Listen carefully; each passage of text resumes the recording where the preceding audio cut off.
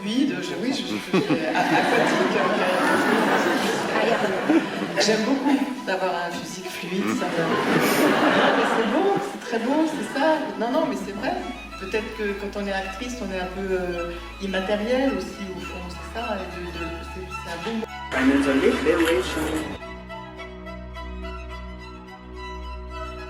J'ai été accréditée en tant que média samedi dernier pour les 24 heures de Libération, puisque le journal Libération y fêtait ses 50 ans. Et donc à cette occasion, j'ai décidé de vous vloguer cette petite journée qui risque d'être inoubliable, alors bon visionnage. Tout d'abord, on a commencé à 9h30 par la conf de rédaction pour le choix des sujets. C'était hyper intéressant. Mutilation à Marseille lors des émeutes de Abdelkarim Yagoubi. Voici d'ailleurs la une de lundi qui a été choisie suite à cet événement. Ensuite avait lieu une première conférence « Démocratie en péril ». Je vous laisse avec des extraits. Et l'action concrète et de budget totalement novateur, parce que franchement, le Green Compact de l'Union européenne et la mutualisation des dettes pour pouvoir les exécuter, au fond, ça c'est quand même une avancée considérable de la démocratie en acte. I think that our task as a humankind is to find a universal method how to protect people, regardless. Do they belong to some groups or circles or communities or not? To find a frame which provides protection to all of them. Je pense que notre devoir en tant qu'espèce humaine, c'est de trouver des méthodes universelles pour protéger toute personne, quelle que soit son appartenance à un groupe, une communauté, quoi que ce soit, un cadre qui puisse protéger chaque individu.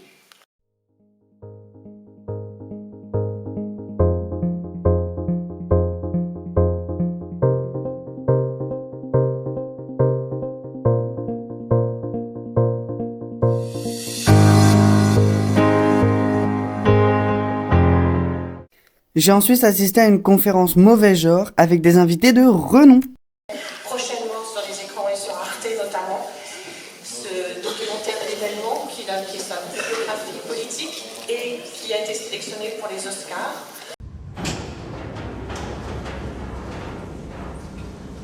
Je suis Corey Angelis Brown et dans ce film, je serai l'Orlando de Virginia Woolf.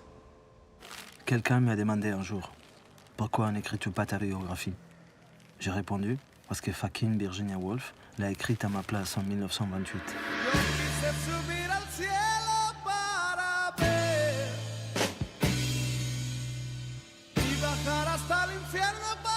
La vie ne ressemble pas du tout à une biographie. N'est pas une série d'épisodes ou d'aventures sentimentales. Mais elle consiste en la métamorphose de soi. Se laisser transformer par le temps. Devenir non pas seulement un autre, mais d'autres. La première métamorphose révolutionnaire, c'est la poésie. La possibilité d'échanger les noms de toutes les choses. La deuxième et la plus profonde des métamorphoses, c'est l'amour. Je m'appelle Oscar Rosa Miller. Et dans ce film, je serai l'Orlando, de Virginia Woolf. Si tu savais, le monde contemporain est plein d'Orlando. Nous sommes en train d'échanger les cours de l'histoire. Je suis Ruben Riza. Je suis Naël Daria. Je suis Jenny Belair. Je suis Emma. Je suis Amir Bailly. Et dans ce film, je serai l'Orlando de Virginia Woolf. Et dans ce film, je serai Orlando de Virginia Woolf. Je serai Orlando.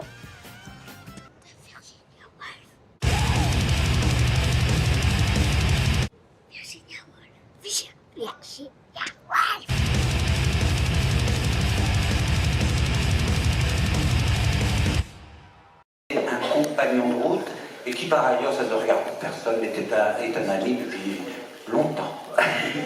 Alors si tu veux Jean-Paul, on va commencer avec toi. Alors soyez gentil, Jean-Paul est quelqu'un, contrairement aux apparences, qui est très timide et qui est très intimidé, mais ça va aller. Et c'était surtout une chose qui m'a choqué dès le départ, quelque chose par rapport aux vêtements, qui m'a montré la différence du regard par rapport aux femmes. C'était le fait que l'homme, dans ses vestes, dans la veste d'homme, a une poche là.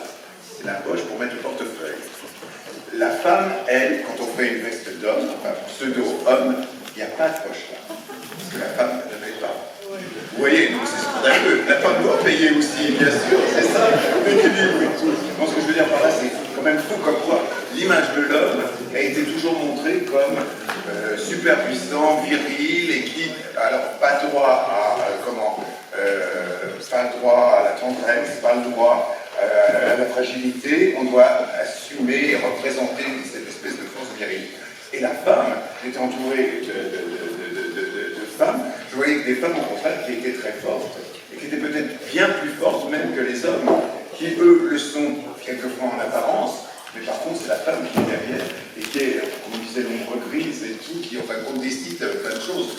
Donc, toutes ces images de comment doit être un homme, comment doit être une femme, surtout représentées dans les films, parce qu'on regarde beaucoup de films, ça m'a choqué. Je me suis dit, je vais essayer de montrer comment dans mes vêtements, ces choses d'abord déjà, voilà, l'histoire de la poche là, et va en faire aux femmes, et va en faire aux hommes. Enfin, des choses un peu, et me dire qu'est-ce que c'est une jupe c'est quoi? Ça montre les gens pourquoi est-ce que la femme, heureusement il y a eu une évolution, mais ça a été vu comme une évolution. La femme ne portait pas le pantalon, mis à part quelques rebelles et tout, donc ça a été une évolution. Ben, pourquoi pas la jupe pour homme? Parce que c'est un bout de tissu quand même. Bon, il y a les kilts, il y a les Grecs qui ont porté des toges, et les Romains. Donc voilà, l'homme aussi, qu'est-ce que ça veut dire un vêtement avec deux jambes? C'est seulement pour les hommes. Ça représente la masculinité. Mais en plus avec l'esprit que même quand la femme a porté le pantalon, d'abord elle n'use pas pour le porter, mais c'était pour être l'égal de l'homme. Mais pourquoi pas l'homme, l'égal de la femme? Et enfin, la masterclass avec la brillante Isabelle Huppert. J'ai adoré cette conf. Pas perdre le fil. Bah, je les tourne et puis voilà. C'est pas très difficile pour moi. Bon, c'est ce qui empêcherait justement ce qui est véritablement l'incarnation, c'est-à-dire de s'introduire à 1000% dans une fiction et de vouloir, au fond, rester dans des contours. Les personnages, c'est comme un contour dont il faut au contraire faire exploser l'idée que ça vous enferme, quoi. Donc c'est très entravant, l'idée d'un personnage, et ça enlève énormément de liberté, parce qu'on se dit, il faut jouer le personnage, mais en plus l'idée du personnage au cinéma est évidemment encore plus comment dirais-je, ça correspond moins qu'au théâtre. Au théâtre, oui, il y a encore l'idée du personnage, et encore, même au théâtre, il convient de faire exploser ces barrières, au contraire. Mais au cinéma, c'est tout à fait possible, parce que c'est des personnages, le cinéma, par définition, c'est inédit par rapport au théâtre classique, par exemple, où on sait ce que sont les personnages. Au cinéma, on ne sait pas, donc au contraire, on a toute liberté d'abolir cette notion du personnage, et nécessité surtout. Ce que vous faites, c'est de l'intimidation. Bonjour monsieur. C'est ça la démocratie, franchement. Oui, Répondez-moi. Est-ce que c'est ça? Monsieur Esposito, je vous rappelle que vous n'avez rien à faire ici. Vous êtes un marchand de sommeil. Plus la cité se dégrade, et moins cher vous rachetez les appartements. De compétitivité, d'attractivité comme les séries. Est-ce que vous ressentez ces nouvelles formes de pression dans l'exercice de votre métier? Est-ce que c'est plus difficile de soutenir des projets exigeants? Oui, par rapport à une certaine époque, c'est vrai que c'est un petit peu plus difficile. Ce qu'on appelle un peu les films du milieu, les films comme celui que je suis en train de faire, par exemple, on a le sentiment que c'est un peu plus difficile, mais en même temps, voilà. Godard, par exemple, il vous aurait dit que c'est bientôt la mort du cinéma, parce qu'il était extrêmement pessimiste. On voit bien comment c'est assez curieux, parce qu'on ne peut pas le nier, évidemment, mais au fond, la modification, comme on dirait, du paysage audiovisuel, hein, c'est une expression que, au fond, on a entendue très tôt, et ça a commencé très tôt, et finalement, le paysage, il se modifie tout le temps, il y a tout le temps des menaces, il y a tout le temps des dangers, et au fond, il est quand même toujours là, moi je trouve, et alors peut-être difficilement, peut-être il faut plus se battre pour un certain genre de film. C'est vrai qu'il y a les séries, c'est vrai que... Mais il y a quelque chose quand même qui perdure, je trouve, de la force du cinéma. Comment que j'arrive à m'en débarrasser? Pourquoi tu le donnes pas? Personne n'en veut. Un vieux chat noir, obèse en plus. Je veux bien aller à des manifs, signer des pétitions. Ça remet pas en question ton mode de vie. Mon mode de vie bourgeois, tu veux dire? Quand j'y pense, j'ai retrouvé ma liberté. une liberté totale. C'est extraordinaire.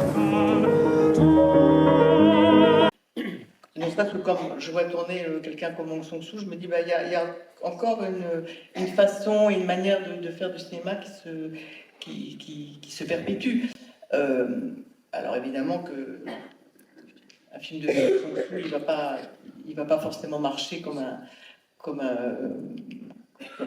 autre type de cinéma, mais le cinéma, la force du cinéma, c'est sa variété aussi. C'est pas tout d'un coup d'avoir le fantasme d'un format unique qui serait le seul format possible. Non, le cinéma, c'est une multitude de manières d'en faire, c'est une multitude de manières d'en voir aussi. Et c'est sa force. Donc il faut au contraire maintenir cette pluralité du cinéma. Je remercie évidemment infiniment toutes les équipes de Libération, ainsi qu'Isabelle Huppert et les autres invités comme Jean-Paul Gaultier ou Paul B. Preciado. Alors merci et peut-être à l'année prochaine. Bonne soirée et à très bientôt.